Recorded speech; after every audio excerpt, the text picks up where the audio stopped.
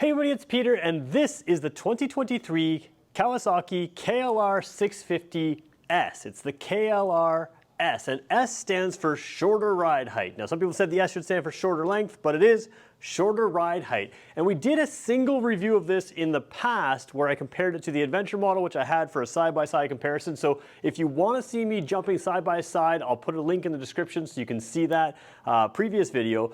But in this video, I'm going to expand on what I introduced in that video, which is that I think the KLR S obviously is good for shorter riders, but for someone like myself that's about 6 feet tall, I still think this may be the KLR to buy, and certainly for my use case. So we're going to go through the features and in-depth look at this bike, but I'm going to talk about it from the perspective of how we would actually ride it, or at least how I would actually ride it, because I think the S model is appropriately sized for people my height as well, and you may or may not fall into that category. So we're going to go over that in this video. So first of all, I'm filming here at Jim Gilbert's Wheels and Deals, Jim Gilbert's Power Sports. They are the #1 volume Kawasaki dealer in the country. It's been a long time since I've been able to film one of these because every time they come in, they are going right out the door. So if you want one, connect with the team at Jim Gilbert's Power Sports because they can set you up with one, they can get one for you. And this is an in-demand bike right now. So if you're looking for one and you need one, give them a call, and there'll be a link in the description of this video as well to call them. Also, subscribe to the channel because if you have questions on this that I don't answer in this video, make sure that you let me know in the comments because I'll come back to it in the comment section and in future videos. So, let's get going with this review. So before I jump on the bike, which is obviously what you want to see, let's just set the stage for what this is. The KLR is absolutely legendary, and there's pieces of this that really haven't been changed since it was introduced in the 80s. And that's not necessarily a bad thing. If you look at motorcycle lifespans, motorcycle engines, many brand new bikes are introducing engines that have been around for a while. And the KLR has just done this for a while. But the thing with the KLR is it just goes. There's videos out there saying the unkillable KLR. So this is a bike that you can really take anywhere, but up until now you used to have to pay extra to an aftermarket to lower it down. The one real knock on it was that it was too tall for the average rider, or too tall for some people to just feel comfortable on it in a lot of different ways. So this has morphed from that dual sport type bike into the modern day adventure class, but it's not loaded with tech. And the magic of this bike is it gives you everything you need to have a really great ride that does everything you want, but it doesn't overdo it. Some of these modern adventure bikes are just so overdone. You're paying for features you don't need, maybe you don't even want. And don't get me wrong, they're really nice bikes, but they're no more enjoyable than this. And the point of buying a motorcycle is to have some fun on it, and this thing is super enjoyable for the types of riding that it's made to do and that you're going to want to do with it.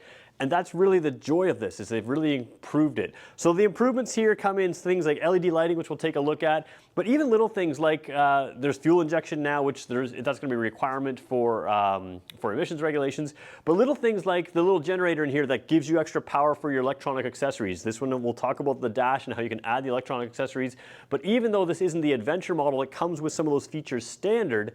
It still has that extra generator, so you can add those accessories, add those electronic accessories, and it can fully handle it. So there's a lot of little hidden things in this bike that just make it really practical for who you are and what you would want to ride with it. But this S model adds to that. And to me, it's not, like I said, not just for shorter people. It's something that I think fits a lot of people. So let's jump on the bike and we'll talk about some of what I think about this S model from the height perspective. All right, so again, I'm about 6 feet tall. I think I have a 32 or so inch inseam. The seat here is fairly narrow at the front, but the regular KLR is very tall, and there's reasons for that. So as I jump across this, again, if you're shorter than me, I think when you compress the suspension, you'll find that it's very comfortable. You might still be tippy-toed, and you might feel on this like I do on the regular KLR. This is only about 2 inches or so shorter, and the way they do that is they have a little less suspension travel front and rear, and they have a little different carve out in the seat. My previous KLR video really digs into the exact specifics of how much they take out of the suspension, but from a practical point of view, this is something that I think people my size may enjoy better depending on what you're doing. So this bike weighs, let me just put the kickstand up, this bike weighs 456 pounds on Kawasaki's website. So Kawasaki's website is not a dry weight. They talk about the weight is calculated with around 90% of fuel. The difference with putting 90% of fuel in this bike is this is a 23-liter tank. So there are 15-liter tanks in the lineup. There are on some of the dual sport bikes, like I think 7 and 8-liter tanks. So this is a massive tank. And if you're talking about weighing it with that extra fuel in there, I think that's the right way to do it, but the bike itself isn't as heavy as it may seem. It is a heavier bike. It's an old school bike. You know, most modern bikes, they really try to centralize and lower the center of gravity. So the thing with lowering this bike is you have a bike that's pretty manageable. Although it's a heavier bike, it's really not that heavy at all when you compare it to other bikes of this sort of size. And what I like about it is coming from a street riding perspective, this feels very, very familiar and very comfortable. So now let's talk about what you lose with going with the S model. There's a couple things. Obviously, you're losing some ground clearance. Now, to me, that's not a massive issue if you are the type of rider that I think is going to buy this bike. There are KLL riders that are going to need that extra suspension. So let's just break that down really briefly. If you're a really, really heavy rider who's short, you may still want to go with the taller one because it'll compress a little bit and you might be tippy-toed, but that might be better for you. If you're an average weight, average size rider, the S one's probably going to give you enough ground clearance to do the types of riding that typical KLR riders do. This is not a lightweight dual sport bike that you're going to be jumping with. Maybe you will, and if that's you, probably you should get the KLR Adventure or the KLR, the non-S version, which has that little bit of extra suspension travel. The way I see me using this bike is driving around, going down dirt roads, skipping across the trail, heading down some more dirt roads and going onto paved roads that are maybe less than ideal, and continuing to wander absolutely anywhere. I don't see myself going too far off-road with this, and therefore this would be all the suspension travel I need, and in 99.9% of my driving, whether it's a dirt road, a trail, or a regular road, when I go to put my feet down, I'm very comfortable, because in those rougher roads, you will have spots where you're going to stop and the foot will be near a pothole or near a dip, or the road will be uneven and unlevel, and you'll want to get both feet on the ground easily, and the lower seat height does that. Now, the other reason you would want to go with the KLR and not the KLR S is if you really load this with heavy, heavy luggage. Now, keep in mind the standard luggage that comes with this can't take a ton of weight. It can handle the typical weekend adventure, that kind of thing. But if you're really loading this down and crossing the continent, like you'll see on YouTube several people do on bikes like these, then I do think you should go with the extra suspension because it does give you a little bit more. And some of those adventure bikes where they're loaded down to cross the continent, they're sitting as low as this bike does anyways with me on it right now. So if you have always two people, if you have a lot of heavy luggage, and you're still going off-road, that KLR Adventure or that KLR non-S is the one that you're going to want to really consider. But the S model, I think, suits the type of riding that you would want to do with this. So let's continue to dig into that and dig into the features, and we'll go from there. So as we dig through the pieces and parts of this bike, I'm going to try to point out what's the same as the regular KLR, and really most of it is, and that's really good because the KLR has been around for so long that it has so many aftermarket accessories that you can just kind of make this exactly what you want, whether through the Kawasaki website or through the aftermarket. So the first thing you're going to find here is the wheels are the exact same as every other current KLR. They are a 21-inch wheel and tire combination here, and they have a really nice tire that is very good for on-road driving as well. Some of these knobby tires just aren't great on the road. This isn't a sport bike. It's not something you're going to be leaning over, right to the very edge. But for what the types of riding you're doing, these are going to feel very comfortable on the road. The benefit, of course, is they can get into those rougher roads, off-roads, dirt roads, gravel roads, and that kind of thing, and still give you very comfortable, very manageable traction. So you're dealing with the same wheel and tire set here. The only difference is that the Adventure model for 2023 is available with ABS, where this is not. Now, the ABS model on this bike is actually the cheapest jump to ABS in the lineup. It's about $300 jump. So it's not a crazy advanced system, at least that's my guess based on the pricing of that. But again, on the S, you won't be able to get ABS, which, while I'd like it for the street, off-road, a lot of time you want to be able to skid that rear tire, you want to be able to move things, so not the end of the world. Again, this is a sort of a throwback bike, and I think that'll be okay, but it is something to keep in mind. The only difference you're having here is a little bit less suspension travel. Everything else is all the same as the regular KLR. So sticking on the front of the bike here, this front end is one of the really nice modern advantages. Again, this is not a fully modern everything top of the line bike, but this is your new headlight on this redesigned bike, and it is a full LED headlight. So I don't think it's shining, it's not shining right at the camera right now, but you do have, of course, that flash to pass trigger, which we'll show you when we show you the controls. So what you have to start off here, that whiter light has a sharper cutoff, which is a nice modern headlight, but also that white light is closer to daylight in color. That allows your eyes to identify things much quicker than something like an incandescent light. When you're driving off-road, when you're driving on dark roads, sort of more rural, unfinished roads, having a really good headlight matters. Now, you remember if you saw the Adventure, you can get LED accessory lights here as standard on the Adventure. All of those Adventure accessories can be bought through Kawasaki and they can fit right onto this the same way. So if you are upset that you can't get a KLR S Adventure, you can. You just have to put the accessories on after the fact. It doesn't come from the factory as that option, which makes this a really good value as well. So great headlights there, the flash to pass, and again, just traditional signal lights, simple if you're ever to break them or anything like that, very simple and cheap to replace. But you've got traditional lighting there with the really good headlight. The other thing I should point out is the windshield here is adjustable. It's got good coverage and it's a 2-position windshield. Now you do need an Allen key to adjust this, but I'm going to show you a little bit later in the video where that Allen key sits on the bike. It's always with you, so it's not a big deal. You can always adjust that. And again, just gives you a little more flexibility to move this sort of from that dual sport class into that adventure class. So taking a look at the heart of this bike, again, updated styling, but a lot of the same stuff in here. You've got this engine that has been around for a long, long time. Now owners are reporting, at least the ones I've talked to are reporting a little bit better fuel efficiency with the fuel injected model here on the modern version. So that's one advantage of that fuel injection. And of course, also being an adventure bike, you're not messing with things as you change altitude or weather or temperature or anything else changes. It's always going to be ready for you. You've got big styling, tank, or big styling into the tank here, so it's a tall tank, but again, sort of that retro look. And you've got just a little bit extra plastic components to give you some style, some venting, some modern look. A lot of people are really impressed with this look when they walk into the showroom. They find that it just sort of stands out to them. And again, I do think it has much more of an adventure look here than more of a dual sport look. As you move back through here, a couple things worth noting out. Big, thick rubber on the foot pegs. This is a single cylinder motor, so it's going to have that thumper feel to it. It's not really a vibration, but it does have, you know, that movement to it. So having the big, thick rubber pads is nice to have on both the driver and the passenger pegs there. So you've got nice vibration absorbing pieces in there, and this bike has a lot of vibration absorbing pieces in it to give it a fairly smooth ride for what it is. Again, this is not a 4-cylinder ultra smooth engine. You feel everything about this bike, and that kind of makes it fun. It's just, it feels like a traditional motorcycle.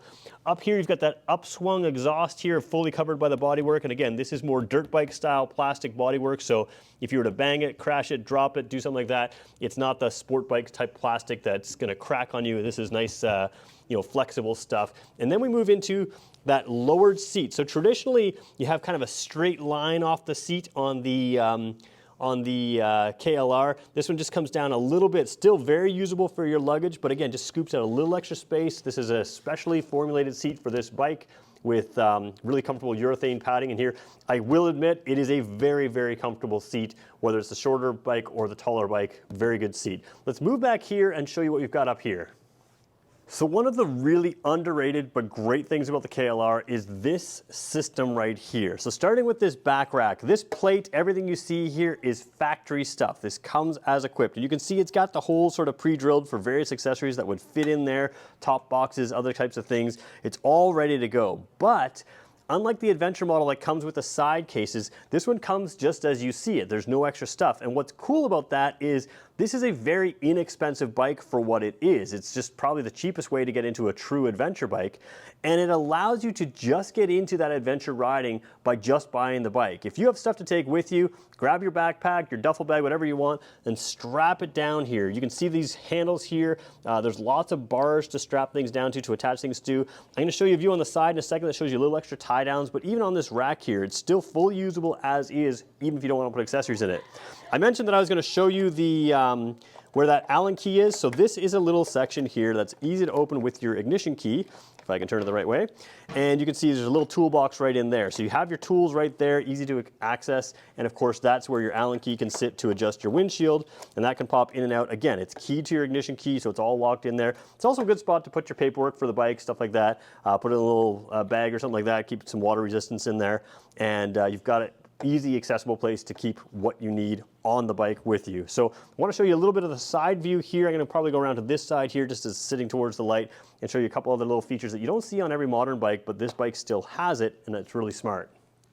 So what you're looking at right now is the side view. On the top of your screen is that silver rack, and this is around the side. And these are little knobs that you don't see on many modern bikes. Again, this is a 2023 model, but these are really smartly designed, and they use them forever on older bikes because this was an area where you could tie things down to. They had that little nub there and allowed you to give you an extra tie down point. So you didn't have to go around this. If you didn't want to, you could go around there. It's sort of a quick add-on to put a bungee cord up top. And again, this rack as equipped is everything you need to tie down your luggage to go away for a weekend or much longer. And of course, if you wanted to, you can go, let's go full wide angle here, you could add on the hard bags from the Adventure model right on this rack because it's the same exact rack that is on the Adventure model. So you can add all of those accessories on through the Kawasaki accessories and turn this into an Adventure model with a shorter ride height as well. So before we look at the dash here, I want to look at the overall experience up here and just sort of show you a few things. So right here on the left-hand side, this is a cutout. On the Adventure model, you could chop or piece this out, pop it out, cut it out, whatever it is there, and add that sort of rubbery USB port. We talked about the generator on this bike being capable of taking on extra accessories, sort of an upgraded generator. So that would be basically a water-resistant USB port. We're going to turn the handlebars out of the way. I should point to about the handlebars, they turn very, very far. They're a big, wide, sweeping handlebar, so you have a real tight turning circle on this bike. Over on the right side, let's just see if I can smoothly do this. No, I can't do it smoothly, but we'll zoom right in there for a second right now. You can see on the far side here, you have two other pop areas that you could pop out of there. So this would be for your accessory lighting. There's a Kawasaki accessory that gives you a little crash bar on the front of the bike and your LED lights, which would have an on-off switch right here. That is standard on the Adventure model, but again, you can pop it in. It's all pre-roughed in sort of for you there. And same thing down here. That's where you can put a 12-volt port. So why do you need a 12-volt port and a USB port? Well, let's just zoom back out and take a look at what we've got. 12-volt port and a USB port are great because a lot of people want to keep their cell phone connected, which is traditionally plugged into a USB port. But if you also want a GPS, if you're going places where your cell phone may not have connectivity, you can literally connect them both up. And you've got several mounting options here. A lot of people put their cell phone on the handlebars here. If you want to do that, a quad lock is a really popular way to do that. So you have a traditional handlebar here, both with this cross rail here and this size rail. A lot of people forget that there are accessories to mount on this size of rail, not just the handlebar. So you can mount it on this rail here, down on the handlebar, up over here, and up over here on the windshield. There's also an other bar that's a great place to mount GPS or something like that that sits behind your windshield but out of the way as well. So lots of options to mount your accessories that you want to turn this into a true adventure bike. Now let's take a look at the dash. All right, so I haven't turned it on yet. What I am going to do is get you to look at right on this side here as we do turn it on. Everything else I'm going to cover, but there's one piece in there that I've had some questions about throughout other videos. So let's just turn this on. And again, you're going to look right in that section there, and you'll see that little battery light right there. So there's a little warning situation in there. A lot of people tell me that they think this is a gear indicator. It is not. That is a warning system. If there's something in there, then you've got an issue that you got to deal with. But the rest of the dash is very simple. Now, I'll be honest. I intellectually would like to see a tack across the top, something like the KLR 300 or sorry, KLX 300 has that dash across the top, but the KLR does not. It just has a speedometer, odometer, and if I click this button, you got a trip A and a trip B, and that's all you have. You do have a nice fuel gauge here, whereas the KLX does not. KLX 300 does not have the fuel gauge, just a fuel light, but it has a tack. Now let's talk about the tack. First of all, you have to understand what a single cylinder motor does. It makes its power in that low to mid range. You're not going to have to rev to redline to make max power. So it's very easy to figure out where you need to shift by feel, by sound, by everything else. You're not going to be redlining this bike for power because you'll just feel like it's not making power anymore. So to be fair to Kawasaki, you don't really need a tack. This isn't like the sport bikes where they make their power at the top end of the power and you got to be careful not to brush up against that red line.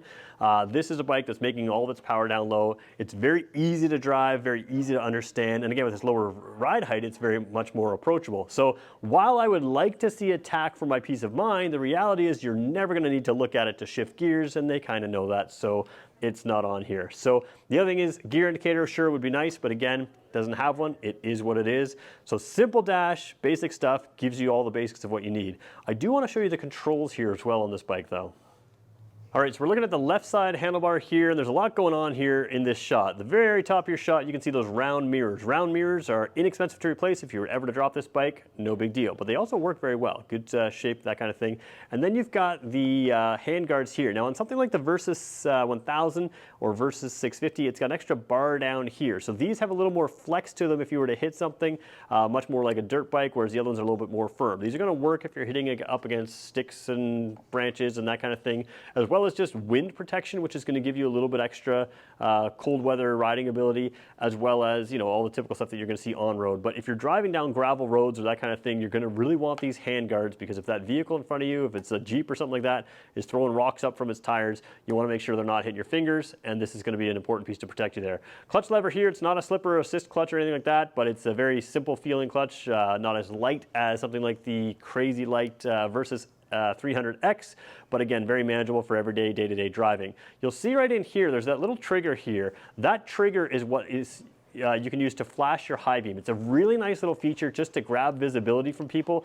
It's a flash to pass feature is the way they advertise it, but I like to just sort of get people's attention with that. You can flash it on and off. It's much easier than doing this and that. You keep your handlebars here, you flash like that a few times, you can get people's attention. So you've got that flash there, you've got the regular lock it on the high beam there, signal lights, horn down there, simple controls. You can add heated grips here if you wanted to. Again, the generator's capable of doing that, so you have your options there if you want to do that. So just good overall controls. The other side, start button, kill switch, and again, same type of thing with the brake lever and the hand guards. So let's talk about who this bike is for. Now the obvious answer is this is a KLR that is approachable for people that find the regular KLR too tall. And there's a lot of people that might find that to be too tall.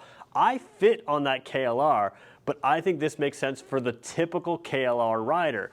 It's kind of like looking at the Jeep versus the Jeep Rubicon. They sell a whole lot of regular Jeeps out there, but very few people have the Rubicon. I happen to own a Jeep Rubicon, and I take it way off-road, and I tell people, oh yeah, I go way off-road, but then I turn on YouTube and I see what people really do with a Rubicon, and I go, oh yeah, I don't do that. And it's the same thing with the KLR. If we're honest with ourselves about how we're gonna use this bike, and the reality is it's most of the time, we're gonna use it on paved roads, dirt roads, finished roads, smooth-ish trails with a lot of undulations, stuff that you would never take a street bike on, but not stuff that you're gonna have huge issues reaching the ground, other than dips and that kind of thing. And if that's who you are, this becomes a very approachable bike. And again, as I sit across this bike, just again to give you a view, it's a very, very comfortable bike, even for a taller person. And what I love about it is for the type of riding I'm gonna do, this is a wander anywhere bike. Dirt road, trail, gravel road. If it's a somewhat finished surface of any kind, this is going to be perfect to take down there. It's got enough ground clearance, it's got the tires, it's got the riding position, it's got everything you need to do it, even if you're taller. But on your regular everyday riding, it's far more confidence inspiring.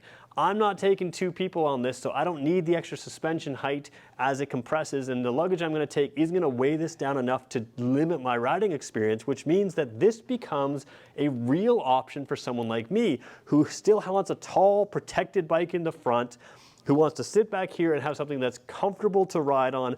And in all of my riding situations, even going off-road, I'm gonna be able to reach the ground. Now again, if you take extreme routes, you're my height, you may not want this bike, but this is so capable, and the value in this bike is absolutely crazy because you have all the things you need in an adventure package. Sure, it doesn't have the TFT display and it doesn't have, you know, electronically controlled suspension like the Versys 1000, but the value of this bike, the dollar value to buy it as is, you're not paying extra to lower it, you've got it as is, it's just a really good value in the lineup, and it can do everything you want. Is it as capable as something like a Versys 1000 on the highways? No, it's not. But it does everything very well, and I think people understand what they're buying here. You can wander anywhere, go down any road. So again, KLR S, great for shorter riders, but also something that taller riders should really consider depending on the type of riding they're doing. For someone like me, this is the one I would buy. So there's your review of the KLR S. If you have questions, again, let me know in the comments section, and I will come back to you to answer both in the comment section and in future videos. And if you're looking to buy one of these, they are in demand, but we can get them for you. So make sure you reach out to the great team at Canada's most huggable power sports dealer, and also Canada's #1 volume Kawasaki dealer, Jim Gilbert's Wheels and Deals. I want to thank them for giving me access to all their vehicles, and we'll catch you in the next one.